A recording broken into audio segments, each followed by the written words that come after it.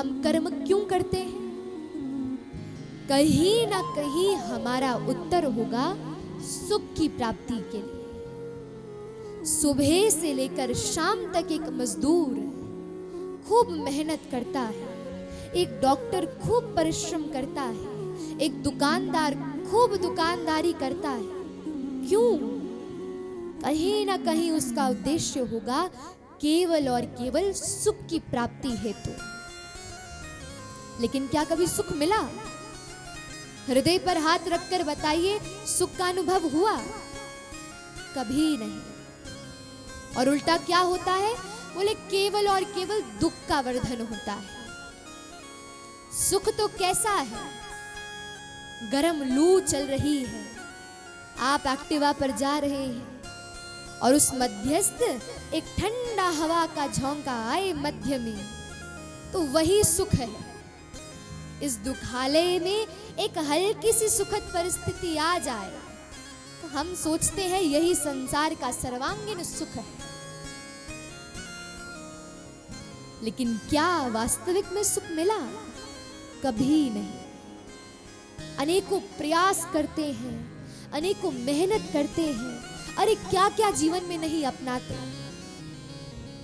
कारागृह में बैठे चोर से भी पूछा जाए तुमने चोरी क्यों करी, बोलेगा अरे मेरे सुख के लिए करी। यानी कि हर कार्य के पीछे उद्देश्य ही सुख है।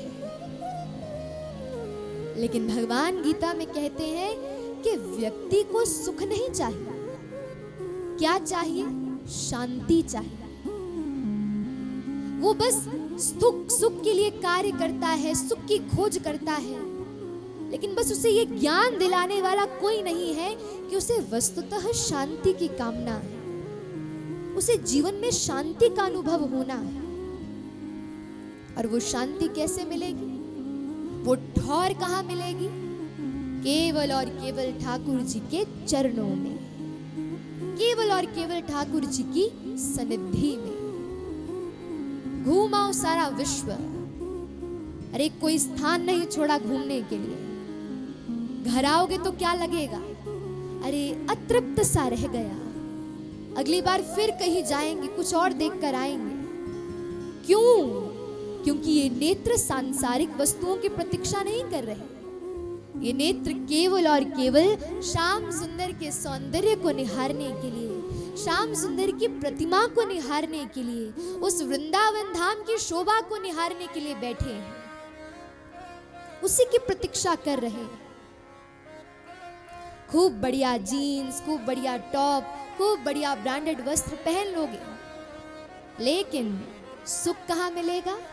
साधारण से वस्त्र पहनकर, मस्तिष्क पर तिलक लगाकर, कंठी माला धारण करके, हाथ में ठाकुर जी की नाम जप की माला धारण कर जब वृंदावन में विचरण किया जाए तो उससे बढ़िया शांति संसार में कहीं नहीं मिलेगी।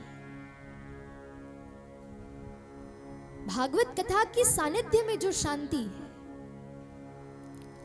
अरे हमारी आयु तो भी जीन्स टॉप पहनने वाली है। हमें खूब लोग कहते हैं अरे जब कथा करते हो तो पहन लिया करो वस्त्र, लेकिन बाद में तो अपने परिवेश में आ जा, आप बालक हो, कोई ज्यादा आयु भी नहीं है।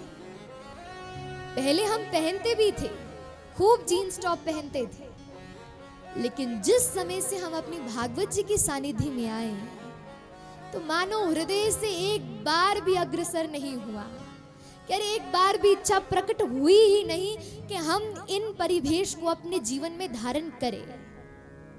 घर में वैसे के वैसे ही पड़े हैं, वैसे की वैसी जीन्स है, वैसे की वैसी टॉप्स है, सब वैसे हैं, लेकिन उनकी ओर हम देखते भी नहीं। क्यों? क्योंकि जैसी शांति ठाकुर जी के भेष में है, वैसी शांति संसार में सत्य कहे तो कहीं नहीं। इस भेष का स्वरूप थोड़ा विचित्र तो है। कहीं जाते हैं तो लोग मुड़ मुड़ कर देखते हैं। हमारे पंजाब में तो ऐसी ही परिस्थिति है, कोई तिलक लगाने वाला नहीं दिखेगा, दूर दूर तक कोई माला झोली पकड़े नहीं दिखेगा।